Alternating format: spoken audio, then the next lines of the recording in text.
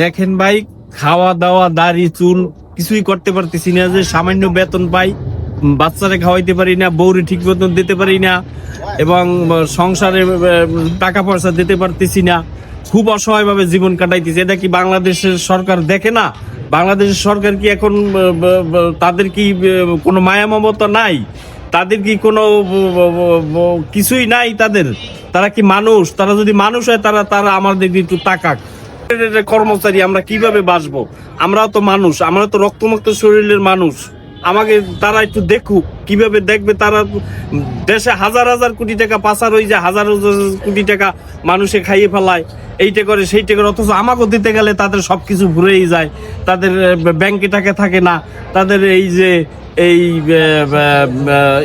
কোনো কিছু খালি হয়ে যায়, সবকিছু ধ্বংস হয়ে যায় আমাদের দিতে গেলে। আর সব জায়গায় খালি থাকে এই দুর্নীতি হয়, সব জায়গায়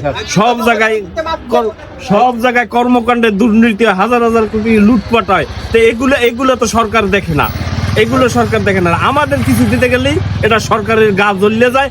আর কিছু বুদ্ধিজীবী আছে, এরা তো বুদ্ধিজীবী না, এরা খাউজনীজীবী। হ্যাঁ, এরা খাউজনীজীবী।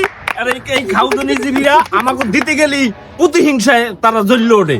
এই খাউজনীজীবীরা আমাদের কিছু দিতে গেলেই প্রতিহিংসা করে, যে আমরা একটু ভালোভাবে চললি, আমরা একটু ভালোভাবে খাই, এটা তারা চায় না। হ্যাঁ, এদের অসুবিধা কোথায়? মানুষ তো মানুষের জন্য। আমরা তো তারা তো তালায় থাকে, তারা তো কোনো ই করে না।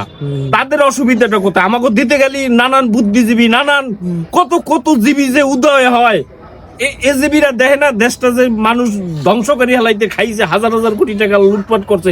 বুদ্ধিজীবীরা এগুলো আনতে পারে না, উদ্ধার করে।